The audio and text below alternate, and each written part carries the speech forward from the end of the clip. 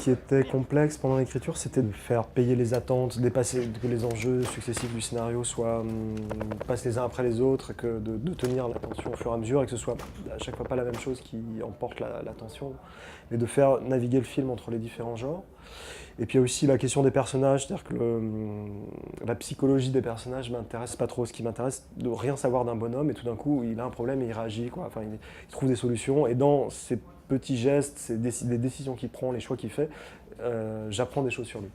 Et c'était un jeu sur en avoir suffisamment pour pouvoir s'attacher au personnage, et en même temps être vraiment moi dans ce qui m'intéresse. Une suite d'actions, réactions, et qui petit à petit fait vivre un personnage, quoi. William! Ah! William!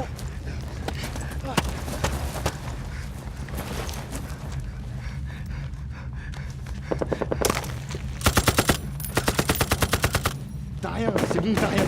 Je pense avoir fait un film qui traite, avec la disparition, qui traite du deuil. C'est-à-dire qu'est-ce que c'est que faire le deuil, par quelle étape on passe, et quelles croyances et quelles stratégies de survie on met en place pour dépasser le vertige de la mort, quoi. Et voilà. Et la guerre, c'est du deuil en permanence. Enfin, c'est la possibilité du deuil tout le temps. Enfin, une balle perdue, une explosion, et un corps qui explose en lambeaux.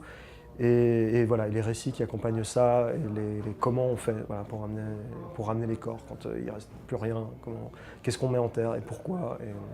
J'aime beaucoup de mes obsessions d'artiste et des espèces d'images comme ça qui me hantent, que j'ai passées dans le film, où des fois on est à la limite de l'expérimental visuellement, dans l'utilisation que je fais des caméras infrarouges, des caméras thermiques. Et voilà, et ça c'est un enjeu qui m'intéressait beaucoup, d'intégrer des espèces de bulles visuelles très irréelles comme ça, dans un scénario et dans une mise en scène qui est quasiment documentaire. Voilà, caméra à l'épaule, lumière naturelle. En face de toi. À 12h, la ligne de crête. Je suis prêt. Premier rocher, deuxième rocher, troisième rocher. 2 calages derrière.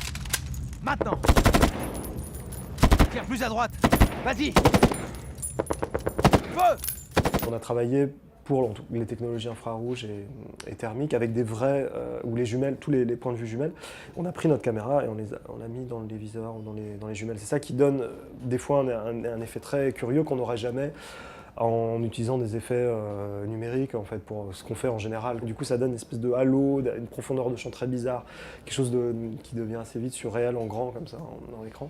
Et ça, je suis assez heureux de ces choix-là, parce que en fait, ça coûte pas cher et c'est très payant.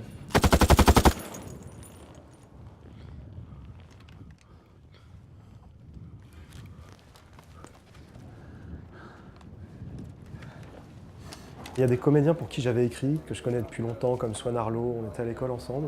Et voilà. Et ensuite, pour les autres, les rencontres sont faites assez vite. Dès que Jérémy a accepté le rôle, très vite autour, on a construit. Et en fait, quand j'ai rencontré Kevin Azaïs, personne ne le connaissait. Les combattants, je ne sais même pas si c'était tourné, mais en tout cas, c'était pas sorti.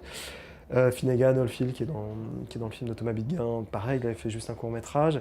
Et je suis extrêmement fier, heureux de leur travail sur le film. Et aussi de voir qu'en fait, on parle que d'eux, quoi. Aujourd'hui, ils sont partout sur la croisette, et Kevin, et Finnegan, et Swan, et évidemment Jérémy, mais que voilà, personne ne les connaissait, et je me retrouve avec dans mon film la jeune garde du cinéma français qui arrive, et j'en suis super fier.